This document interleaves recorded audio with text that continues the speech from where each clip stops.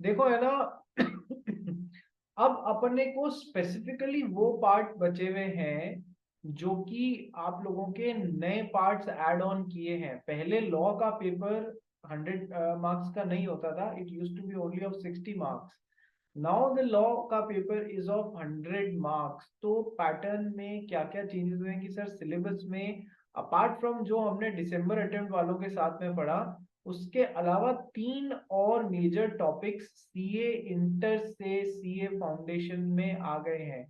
Inter से foundation में 2 topic आए हैं और एक टॉपिक नया जोड़ दिया गया है। ठीक है, क्या सर, क्या 3 टॉपिक्स हैं? The first topic is Indian regulatory framework.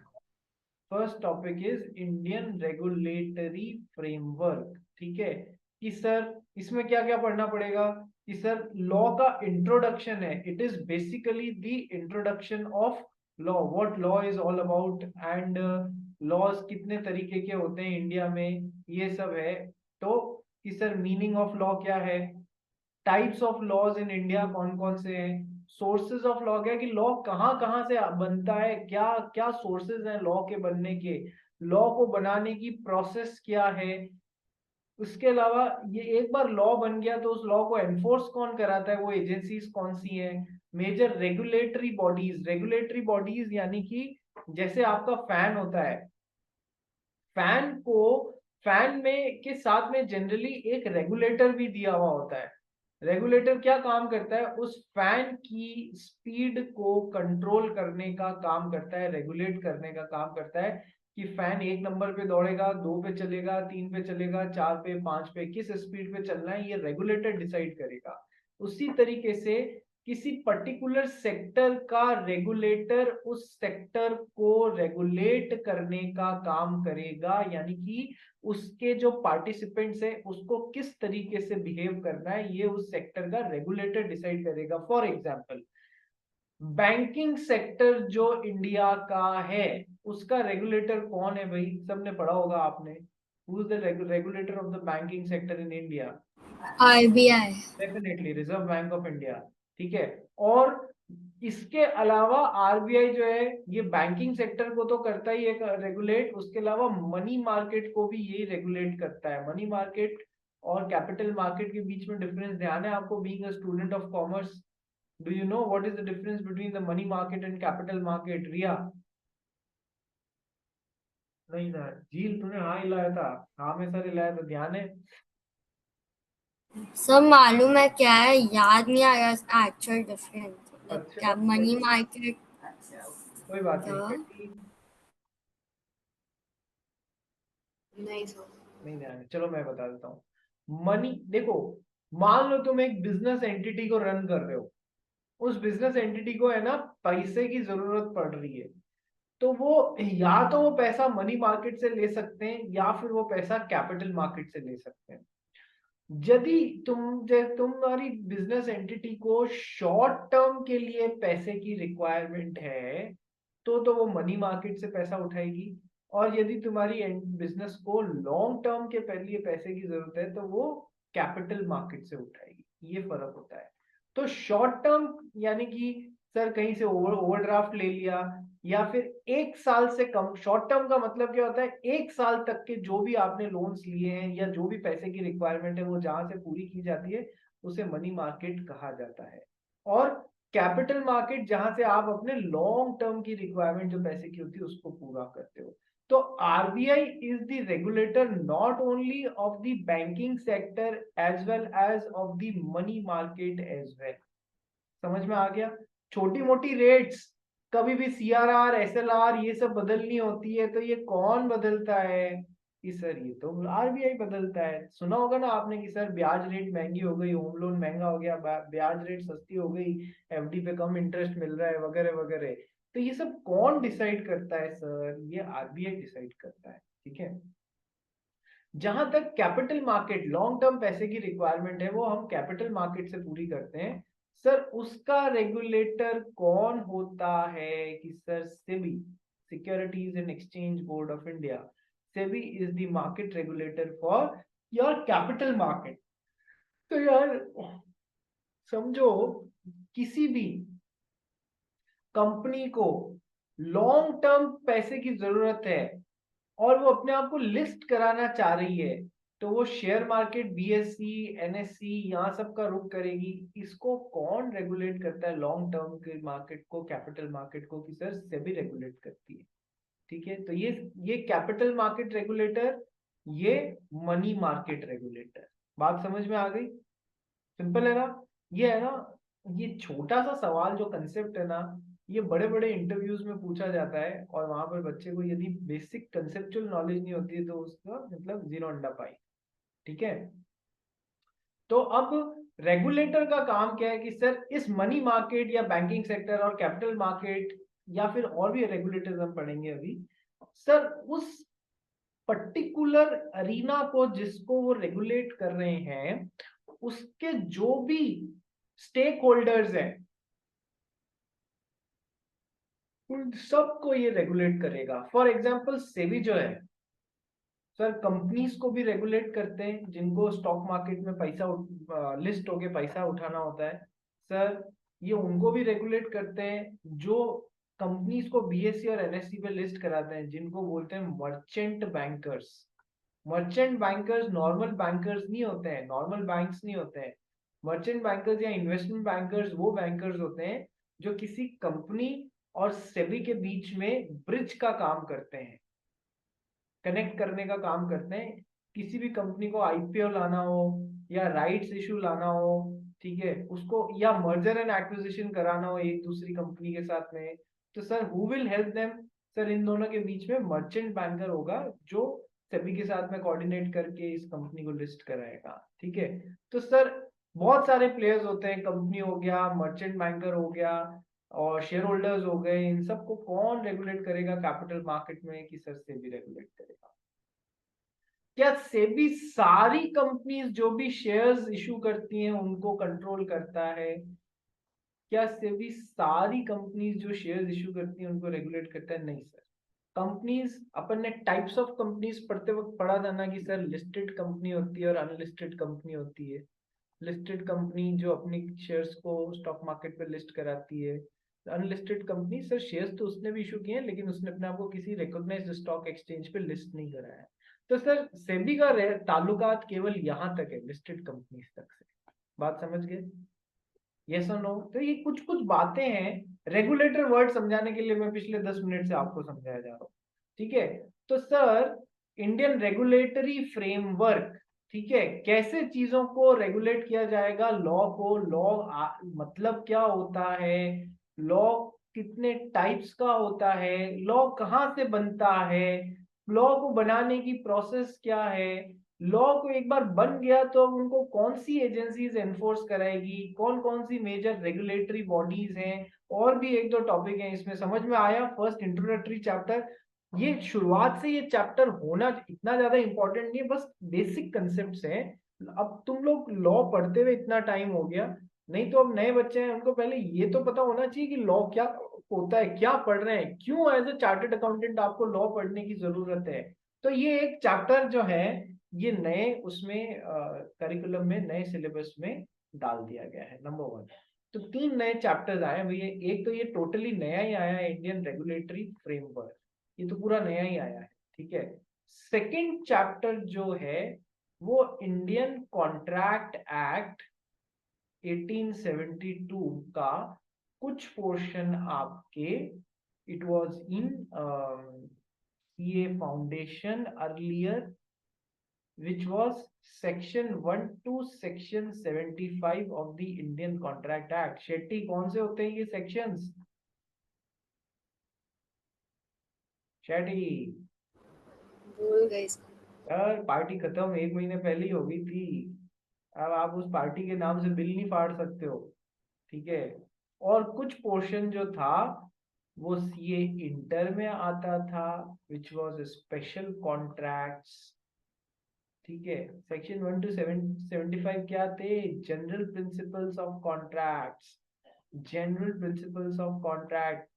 Shetty अपन ने क्या क्या पढ़ा था? कॉन्ट्रैक्ट क्या होता है, कॉन्ट्रैक्ट कैसे बनता है, कौन सी पार्टीज कॉन्ट्रैक्ट बनाने के लिए एलिजिबल है, माइनर नहीं है, अनसाउंड माइंड नहीं है, स्पेसिफिकली डिक्लेयर्ड बाय लॉ, जिसने डिस्क्वालिफाइड बाय लॉ कर दिया गया वो नहीं है। यानी कि कॉन्ट्रैक्ट को बनाने से लेके एग्जीक्यूट करने से लेके और खत्म करने तक के जनरल प्रिंसिपल्स क्या होते हैं वो अपन ने पढ़ लिए दिसंबर अटेम्प्ट वालों के साथ में। यस, तो सर पहले तो फाउंडेशन में इतना ही आता था। अब बाकी का पार्ट जो कॉन्ट्रैक्ट एक्ट का था वो सीए इंटर में था, which was special contract. Special contract like कि sir contract of bailment, note कर लेना, कॉन्ट्रैक्ट ऑफ बेलमेंट, प्लेज और agency, indemnity and guarantee.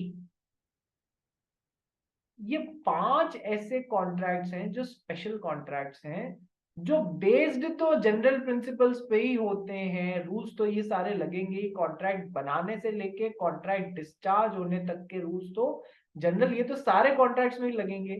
Sir bailment, pledge, agency, indemnity और गारंटी स्पेशल कॉन्ट्रैक्ट्स हैं जो किसी स्पेशल पर्पस के लिए बनाए जाते हैं। वो भी अब आपके फाउंडेशन में आ चुका है, इंटर से शिफ्ट होके फाउंडेशन में आ चुका है। ये पांचों आ चुके हैं, 1 2 3 4 5। तो सर क्या है सर कि सर बेलमेंट अपन ने पढ़ा हुआ है, याद करो, gratuitous bailment, non gratuitous bailment पढ़ाया था, कौन बताएगा? व्हाट इज ग्रेशियस बेलमेंट क्या होता है, and what is gratuitous bailment and what is non gratuitous bailment? Jheel तो चालू हो गई वो पेपर पलटने, ठीक है, ये बिल्कुल वैसे ही कर रही है जैसे 3 इडियट्स का सीन याद आ गया मेरे को एक, कि चलो वो बोलता है ना मेरे को फेरेनहाइट, वो कौन सा, वो दो अपने दोस्तों के नाम मिला लेता है, पूछता है कि बताओ इसका मीनिंग बताओ, है ना? तो झील कह रही है जितने 1 मिनट पूरा हो गया, झील चल खत्म, time up sir, time up. चलो हाँ ईशा मांगड़ जल्दी बोल, what is the meaning of the word bailment? Giving the possession but not the ownership. Giving the possession of the goods, when one person gives the possession of the goods to another person for some purpose, gives only the possession but not the ownership. When one person gives the possession of the goods to another person for some purpose but not the ownership, and as soon as the purpose is accomplished, the goods will either be returned back to the original owner or they will be disposed of by this person as per his instructions, then it is a contract of bailment. कि sir goods को केवल किसी purpose के लिए दिया जा रहा है, ओनरशिप नहीं दी जा रही है। जब वो पर्पस पूरा हो जाएगा तो गुड्स या तो रिटर्न बैक हो जाएंगे या जैसा डायरेक्शन देगा वैसे डिस्पोज ऑफ कर देगा उस गुड्स को, ठीक है। यदि उन गुड्स की ओनरशिप भी दे दी जाती तब तो वो फिर कॉन्ट्रैक्ट ऑफ सेल ही हो जाता ना यार, बेच ही रहे हो ना, ओनरशिप दे रहे हो तो, पर यहाँ ओनरशिप नहीं दे रहे। एग्जाम्पल सर बेलमेंट जो होता है वो 2 तरीके का होता है, gratuitous bailment, non gratuitous bailment. Gratuitous bailment में जहां आप वापस में कुछ इच्छा नहीं रखते हो, जहां आप वापस बदले में कुछ लेने की इच्छा नहीं रखते हो, और नॉन ग्रेशियस मतलब बदले में दोनों पार्टीज को कुछ ना कुछ कंसिडरेशन मिलना चाहिए। कैसे कि सर एक बार झील पुणे गई, पुणे में उसकी फ्रेंड ईशा शेट्टी बैठी हुई थी, तो झील ने कहा तेरा स्कूटर दे रहे मेरे को पुणे घूम के आना है, ठीक है। तो ईशा शेट्टी ने एक दिन के लिए अपने फ्रेंड को अपना स्कूटर यूं ही दे दिया, बदले में कुछ पैसा नहीं चार्ज किया, ठीक है। तो ये कैसा एग्जाम्पल हो गया कि सर ग्रेशियस बिलमेंट का एग्जाम्पल हो गया, जहां पर एक पार्टी झील को तो कुछ मिल रहा है, बदले में ईशा शेट्टी को कुछ नहीं मिल रहा है, तो ये ग्रेशियस बिलमेंट हुआ। Possession of that scooter moved from Shetty to Jheel, but ownership did not move, and as soon as Gumagumi is finished, the goods will either be returned back or disposed of as per Shetty's instruction. Shetty यदि या तो झील इसको वापस दे देगी, या शेट्टी ने कहा झील तेरी जैसी मेरी एक दूसरी फ्रेंड ईशा भांगड़ आई है, ये स्कूटर उसको दे देना, तो इसके इंस्ट्रक्शन के हिसाब से उन गुड्स को डिस्पोज ऑफ कर देगी। तो अपन ने ये ग्रेशियस बिलमेंट वाला वर्ड कहाँ पढ़ा था कि sir consideration is necessary for both the parties, basic rule ये है। लेकिन कुछ कॉन्ट्रैक्ट ऐसे होते हैं जिनमें दोनों पार्टीज को कंसिडरेशन नहीं भी मिले तो भी वो वैलिड कॉन्ट्रैक्ट होता है, वहां ये ग्रेशियस बेलमेंट पड़ा था। बेलमेंट क्या होता है और ग्रेशियस बेलमेंट क्या होता है, ये समझ में आया सबको? याद आया या कोई डाउट है? प्री राजुलाइजेशन याद आ गया भाई? प्री राजुलाइजेशन, कनक और मंशा शर्मा, तुम लोग तो ऐसे मुंह उतार के बैठे हो जैसे पता नहीं कोई पहाड़, आफतों का पहाड़ टूट गया हो तुम लोगों पे रात की क्लास चालू होते ही। नहीं सर। मंशा शर्मा, यस सर। अरे आराम से पढ़ना, ठीक है? चलो आओ। अरे हाँ सर। ठीक है, तो मैंने तुमको ग्रेशियस बेलमेंट का मतलब समझा दिया, अब मैं आपको नॉन ग्रेशियस बेलमेंट का मतलब समझाऊंगा। नॉन ग्रेशियस बेलमेंट का मतलब, सर मान लो खनक को अपनी कोई एक ड्रेस सिलवानी थी, तो खनक गई टेलर के पास में, खनक ने अपना कपड़ा उसको दिया ड्रेस सिलने के लिए। Transfer of possession of goods, transfer of possession of goods हो गया, but transfer of ownership of those goods नहीं हुआ। वो कोई उसकी ओनरशिप उस कपड़े की टेलर को नहीं देती थी खनक ने, ठीक है? तो सर ट्रांसफर ऑफ पोजेशन हो गया बट ट्रांसफर ऑफ ओनरशिप नहीं हुआ। For some purpose, for what purpose? उस कपड़े से ड्रेस सिलने के लिए दिया गया था। As soon as the purpose is accomplished, the goods will either be returned back or disposed of as per her instructions. तो बदले में टेलर कोई फ्री फोकट में थोड़ी ना सिल के देगी तेरे को, तो तेरे को ड्रेस मिली, उसको उसका स्टिचिंग चार्जेस मिल गया, ठीक है? तो ये बेलमेंट कैसा हुआ? कपड़ा जो दिया वो बेलमेंट हुआ, लेकिन वो कैसा बेलमेंट हुआ? नॉन ग्रेशियस, फ्री फोकट में कुछ नहीं है, दोनों पार्टीज को कुछ ना कुछ मिलेगा। बेलमेंट कॉन्ट्रैक्ट, कैसा कॉन्ट्रैक्ट है? जब एक आदमी दूसरे आदमी को गुड्स का पोजेशन देता है लेकिन ओनरशिप नहीं देता है, किसी पर्पस के लिए देता है, जब वो पर्पस पूरा हो जाता है तो वो गुड्स या तो रिटर्न बैक हो जाते हैं या डिस्पोज ऑफ कर दिए जाते हैं। बेलमेंट दो तरीके का होता है, ग्रेशियस बेलमेंट और नॉन ग्रेशियस बेलमेंट। आ गया सबको समझ में?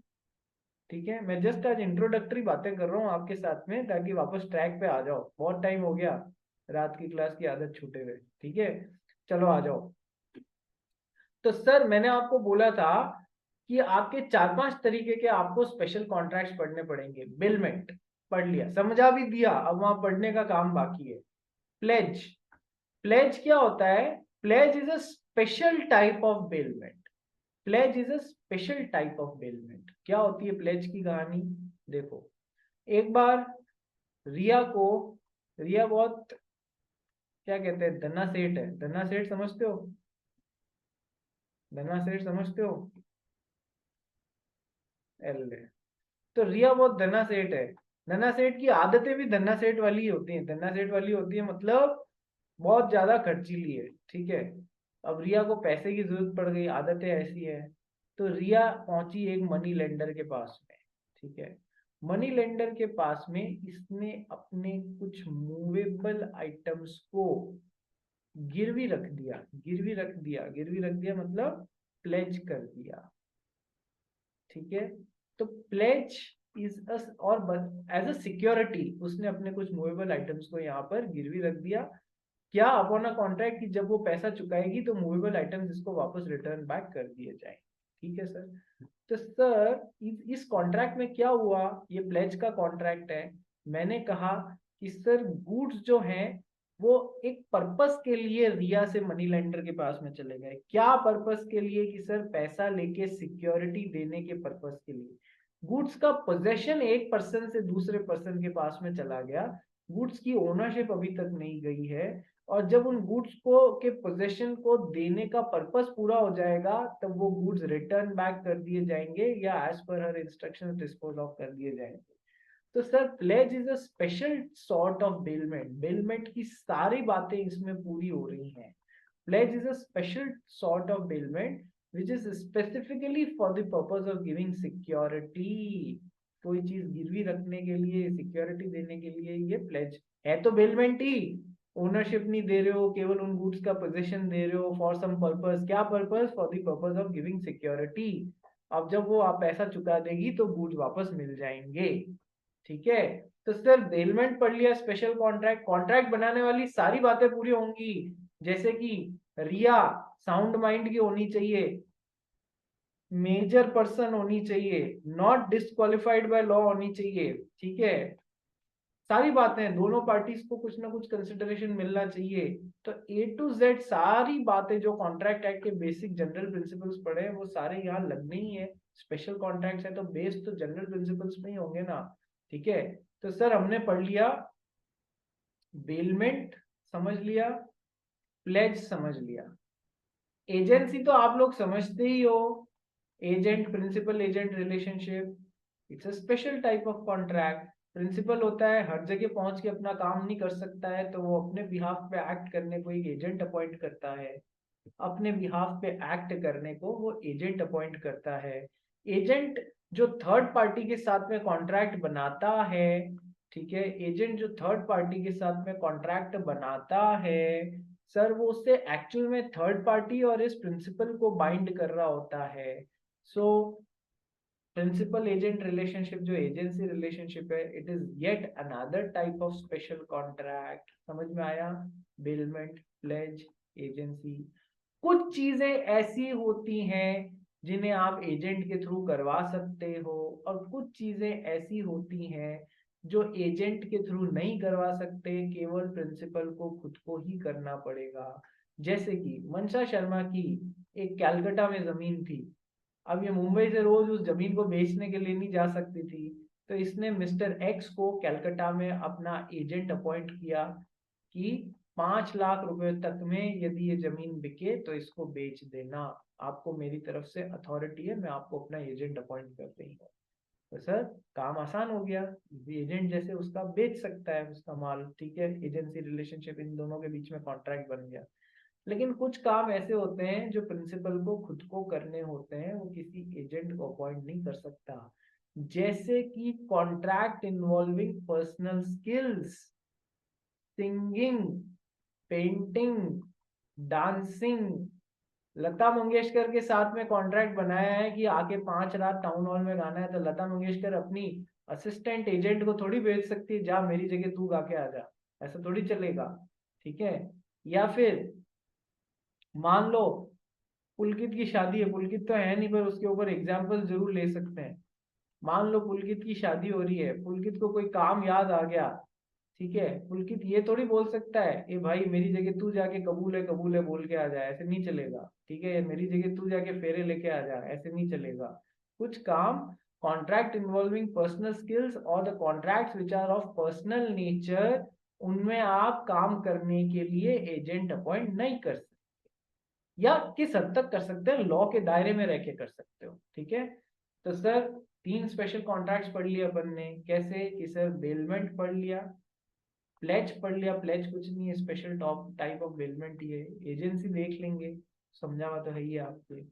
एजेंट यदि अपने प्रिंसिपल ने जो पावर्स दी हुई है उसके दायरे के बाहर जाके काम कर रहा है तो who will be responsible? Agent will be responsible, principal will be responsible. ये छोटी छोटी बातें जो है ये सब अपने को देखनी पड़ेंगी। बेलमेंट, प्लेज, एजेंसी और क्या, indemnity, contract of indemnity and contract of guarantee, contract of indemnity and contract of guarantee. Guarantee वाला भी कहीं ना कहीं मैंने एग्जांपल आपको कॉन्ट्रैक्ट एक्ट पढ़ाते हुए लिया हुआ है। मान लो खनक को, झील को पैसे की जरूरत थी अपना बिजनेस स्टार्ट करने के लिए, झील को पैसे की जरूरत थी बिजनेस स्टार्ट करने के लिए, ठीक है। झील जो है वो गई बैंक के पास में, बैंक ने कहा यार झील तेरा बिजनेस प्रपोजल तो अच्छा है, हम तेरे को पैसा भी देना चाहते हैं, लेकिन तुझे एक काम करना पड़ेगा। कि सर क्या? कि इन केस तू पैसा वापस नहीं चुका पाए तो हमारी बैंक को नुकसान हो जाएगा ना। हाँ sir.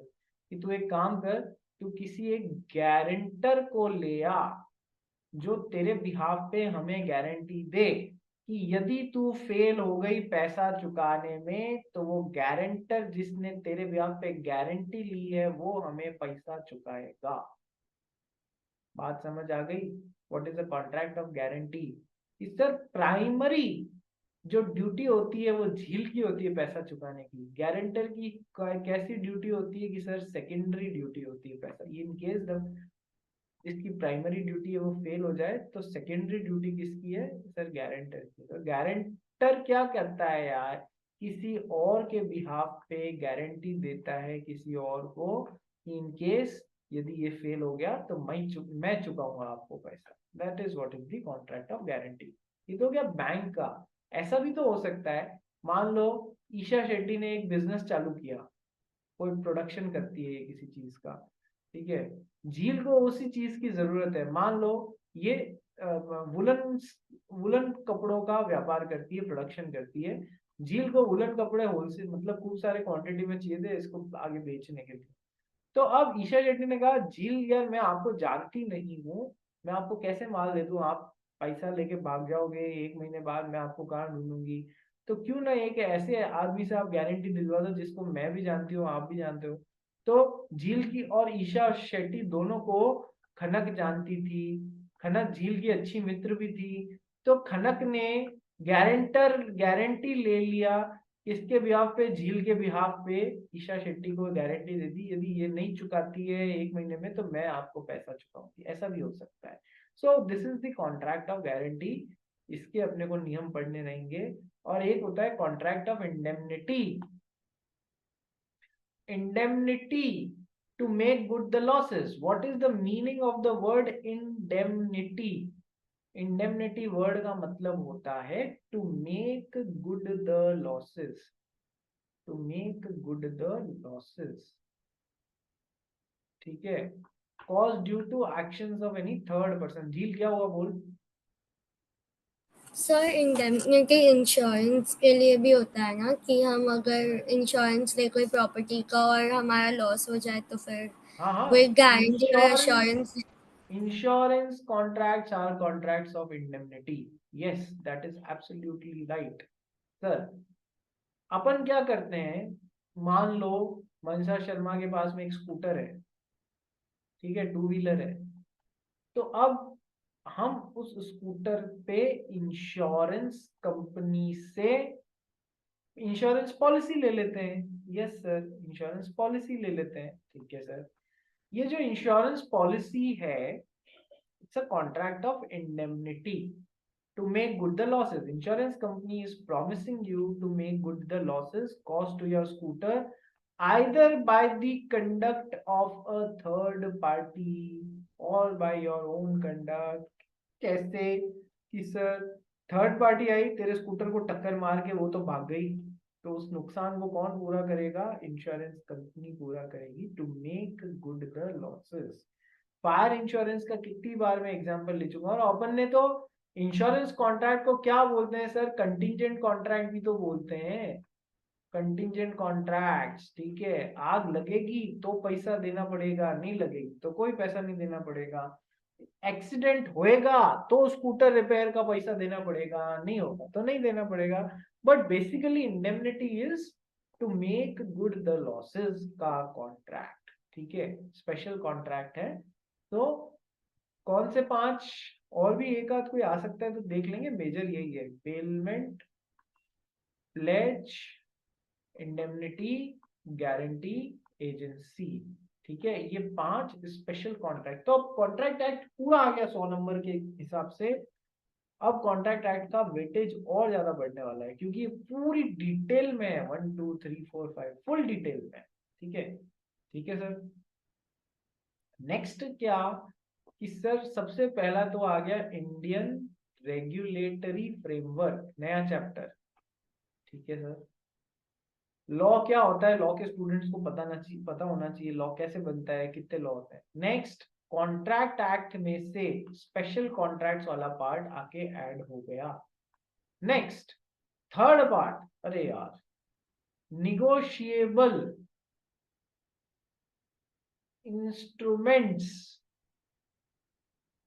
Act, negotiable instruments act, negotiable instruments act 1881 होना चाहिए। निगोशिएबल इंस्ट्रूमेंट्स एक्ट 1881 एक और अंग्रेजों के जमाने का तुमको लॉ पकड़ा दिया, ठीक है। What are negotiable instruments? I hope you all know, मुझसे ज्यादा अच्छा तुम लोगों को आता होगा।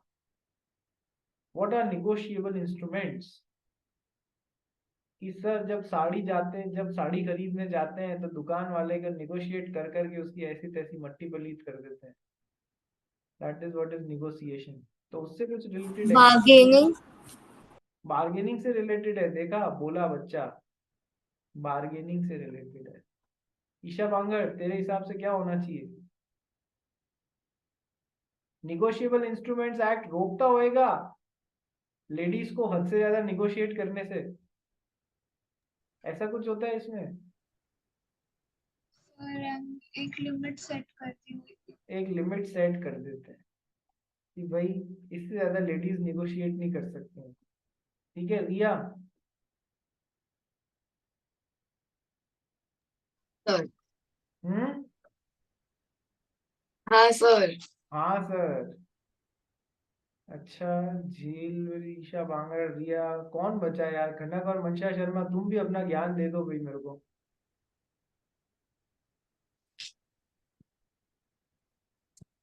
सब बार्गेनिंग ही है। बार्गेनिंग ही है, निगोशिएट करना है। तो तुम्हारे क्या है, सबके अकल पे है ना भाटे पड़ चुके हैं। भाटे पड़ना मतलब समझते हो? पत्थर पड़ चुके हैं कि हाँ सर, सर ने कुछ भी बोल दिया और हाँ बस शाब्दिक अर्थ वही निकल रहा है तो हम तो वही मान लेंगे। Negotiable Instruments Acts is an act which is related to check, demand draft, हुंडी। पढ़े हैं ये सब टर्म्स? चेक क्या होते हैं, डीडी क्या होता है? जाके पहले डीडी बनवाना पड़ता है कई जगह पे। एडमिशन लेने जाते हैं ना तो वो लोग डीडी मांगते हैं, डिमांड ड्राफ्ट लेके आना इतने रुपए का। चेक, डिमांड ड्राफ्ट, हुंडी, ये सब these are examples of negotiable instrument. हाँ सर, निगोशिएशन की एक लिमिट सेट कर देते हैं। बचका नहीं, हाँ हाँ में हाँ भरी है तुम लोग। ठीक है, तो सर इन इंस्ट्रूमेंट से रिलेटेड जो भी रूल्स हैं ये सब क्या है? ये सब निगोशिएबल इंस्ट्रूमेंट्स हैं सर। इनके लिए बहुत set of specific set of rules and regulations है contained under in the negotiable instruments act 1881। अब मान लो फर्ज करो कि है ना झील को, ईशा शेट्टी को एक कोई पेमेंट करना था 1 लाख रुपए का। तो झील ने क्या है, इसको चेक दे दिया 1 लाख रुपए का, कल की डेट का, उस पर साइन कर दिया। अब जब कल की तारीख आई तो ईशा शेट्टी ने बैंक में वो चेक लगाया, वो चेक हो गया बाउंस। बाउंस यानी कि वो चेक हो गया वो कहते हैं ना सिकरा नहीं, हिंदी में जिसको सिकरा नहीं बोलते हैं। ठीक है, बाउंस हो गया। क्यों बाउंस हुआ? कारण बहुत सारे रीजंस होते हैं चेक बाउंस होने के, कि सर साइन मैच नहीं हुआ, नंबर 1। नंबर 2 कि सर अमाउंट, खाते में अमाउंट ही नहीं है उतना, 1 लाख रुपए नहीं, खाते में है ही 50,000 रुपए। ठीक है, तो सर वो चेक हो गया बाउंस। ठीक है, तो सर अब ईशा शेट्टी को कुछ रिलीफ मिलनी चाहिए ना झील के अगेंस्ट, तो वो चेक डिसऑनर, बाउंस को एक्चुअल में सही वर्ड क्या है? डिसऑनर हो गया। लीगल लैंग्वेज में उसको क्या बोलेंगे? डिसऑनर हो गया। चेक डिसऑनर के लिए इसको यदि झील के ऊपर कार्रवाई करनी है तो किसके अंडर करेगी? Under section 138 of the negotiable instrument act. Dishonour of cheque के लिए है जिसने भी गलत चेक काट के दे दिया, खाते में पैसे नहीं थे और चेक काट के दे दिए, उसके ऊपर under section 138 of the negotiable instruments act case चलाया जाएगा और अपना पैसा वसूला जाएगा। ठीक है, बात समझ में आई? पहले क्या होता था, तुमने किसी को चेक काट के दिया है, फॉर एग्जाम्पल चेक है, इस पे यहाँ पर डेट का सेक्शन होता है, डेट मेंशन कर दी तुमने 1/1/2024। ठीक है, 1/1/2024 मेंशन कर दी। तो थोड़े टाइम पहले तक क्या था, this cheque was valid for a period of 6 months from the date of issue. ये जो डेट यहाँ पड़ गई है ना, उसके 6 महीने के अंदर इसको बैंक में अपने खाते में लगाना होता है, तब तो वो वैलिड चेक है, वैलिड निगोशिएबल इंस्ट्रूमेंट है। लेकिन यदि अब क्या हो गया है, इस 6 महीने को रिड्यूस करके 3 महीने कर दिया गया है। जो भी इस चेक पे डेट डाली गई है उसके 3 महीने के अंदर ये बैंक में प्रेजेंट होना चाहिए। 3 महीने के अंदर नहीं हुआ तो बस ये कागज का टुकड़ा है, इसका कोई मतलब नहीं है। तो ये छोटी छोटी बातें जो negotiable instrument, check, draft, hundi, ये सब चेक कैसे कैसे होते हैं रे? आपने देखा होगा ना, कई बार पापा यहाँ पर अपने चेक में यहाँ पर क्रॉस बना देते हैं, ऐसी 2 लाइनें बना देते हैं यहाँ पर, और यहाँ पर लिखते हैं अकाउंट पेई, ऐसा लिख देते हैं अकाउंट पेई ओनली। क्या मतलब है इसका? ये चेक दो तरीके से इशू हो सकता है। मान लो एक मैंने यहाँ पर चेक पे नाम लिख दिया मनशा शर्मा, यहाँ पर अमाउंट भर दिया 1 लाख रुपए, यहाँ पर साइन कर दिए, यहाँ पर वर्ड्स में लिख दिया ₹1 लाख ओनली, ठीक है, मेरा खाता डिटेल्स यहाँ आई हुई है, ठीक है, और मैंने इसको चेक दे दिया, यहाँ पर अकाउंट पे ही नहीं लिखा और एक पे अकाउंट पे ही लिख दिया। दोनों में फर्क ये है इस सर ये बियरर इंस्ट्रूमेंट हो गया, यानी कि जो भी इसे बैंक में लेके जाएगा उसे बैंक 1 लाख रुपए का कैश दे देगी, ठीक है, क्योंकि यहाँ अकाउंट पे ही ओनली नहीं लिखा हुआ है। इसलिए यहाँ पर अकाउंट पे ओनली लिखा हुआ है तो इसका मतलब है मनसा शर्मा के खाते में ही ये ट्रांजैक्शन से 1 लाख रुपए डाले जाएंगे, कैश नहीं पकड़ाए जाएंगे इस चेक के बिहाफ पे। अकाउंट पे का मतलब समझ में आ गया? तो ऐसे कितनी टाइप की क्रॉसिंग ऑफ चेक्स, इसे क्रॉसिंग ऑफ चेक बोलते हैं। ये सब छोटी छोटी बातें अपने को डिटेल में पढ़नी पड़ेंगी। Crossing of cheque, bouncing of cheque, demand draft, negotiable instrument से रिलेटेड काफी सारी बातें हैं जो है तो इंटर का पार्ट था तो इंटर का पार्ट, लेकिन अब फाउंडेशन में आ गया है, इसलिए आप लोगों को भी पढ़ना पड़ेगा, ठीक है। अब आप लोगों को ही पढ़ना पड़ेगा। झील मैडम बोलो क्या हुआ? सर हुंडी जो आपने लिखा था उसका मतलब क्या होता है? वो सब जब निगोशिएबल इंस्ट्रूमेंट करेंगे तब करेंगे रे, अभी तो मैं तुमको जस्ट एक ओवरव्यू दे रहा हूँ, ठीक है। तो तीनों चीजें आपको पता पड़ गई, 1, 2 और 3 क्या नहीं आने वाली है। इसी का वेटेज 40 मार्क्स और बढ़ना चाहिए, ठीक है। मेजॉरिटी पोर्शन कॉन्ट्रैक्ट एक्ट का बढ़ेगा और नेगोशिएबल इंस्ट्रूमेंट्स एक्ट के कारण बढ़ जाएगा, थोड़ा बहुत इंडियन रेगुलेटरी फ्रेमवर्क का भी बढ़ जाएगा, बट सबसे पहले हम स्टार्ट इंडियन रेगुलेटरी फ्रेमवर्क से ही करेंगे, ठीक है। मेरी बात सुनना बहुत ध्यान से, ये ना अपनी ये लास्ट टाइम है जब तुम्हारे एग्जाम से पहले मैं क्लास ले पा रहा हूँ। जनवरी अपन मान के चलते हैं कि अपन क्लासेस कर लेंगे, ठीक है, क्योंकि फेब में कहीं ना कहीं तुम्हारे प्री बोर्ड्स होंगे, है या नहीं है? किसी के भी नहीं है? बोर्ड्स ऐसा है। अच्छा, फरवरी में सीधा बोर्ड्स ही आ गए हैं, तो वो कब तक खत्म होंगे भाई? 9 मार्च। 9 मार्च को सबके बोर्ड्स खत्म हो जाएंगे क्या? All everybody? किसको? झील हाथ नीचे कर ले।